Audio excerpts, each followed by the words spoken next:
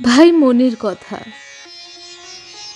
যখন একটা মানুষ দিগন্তের ওপারে চলেই যায়, তখন সে যেন মুহূর্তেই এক টুকরো গল্প হয়েই থেকে যায় শুধু।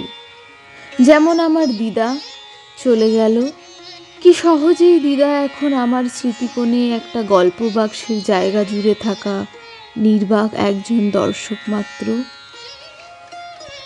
দিদার কথা মনে পড়লে, যা মনে না পড়লেই নয়, তা হলো দিদার গল্প জীবন। দিদার মুখে শুনেছি দিদার মায়ের নাম ছিল শঙ্করী।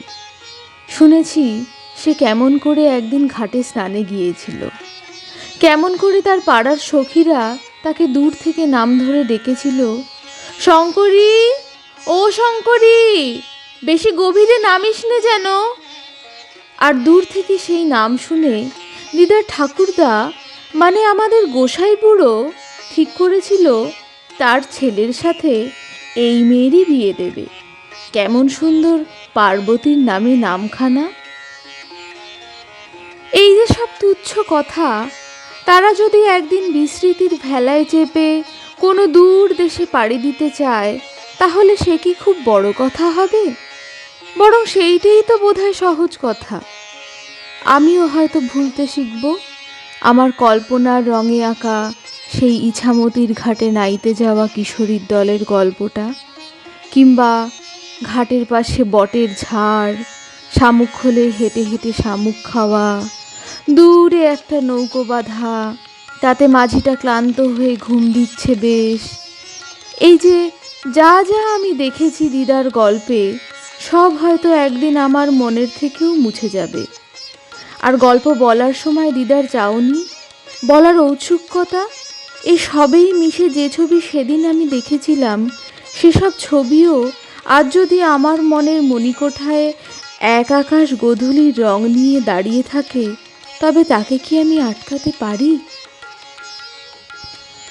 তবুও মনে ভাবি, কত সহজেই পৃথিবীর দূরদর্শনে এই এক এক জোড়া চোখের দর্শন হাওয়ায় মিশে যায় এক নিমেষেই, মৃত্যু নামের এক ভেলকিতে। কত সাধারণ কারণেই জীবন কি ভারী তুচ্ছ রকমের হয়ে যায়।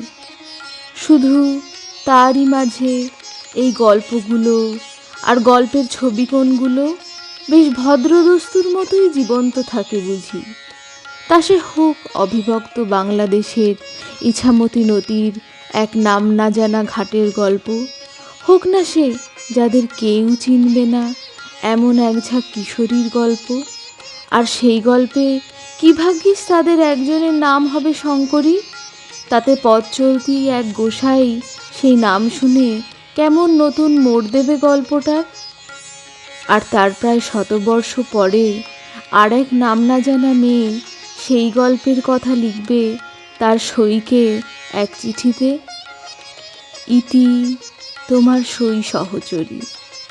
বিশেষ দ্রষ্টব্য, এ ঠিক গল্পবিলাস নয়, বরং মৃত্যুর মোড়কে ঘেরা জীবনের আনাচে কানাচে যে একটা জাদু সবসময় খেলা করে, সেইটাকেই আজ শব্দে ধরবার ইচ্ছে। দিদা এখন শুধুই গল্প, আর দিদার গল্পগুলো গল্পের ভিতরে গল্প।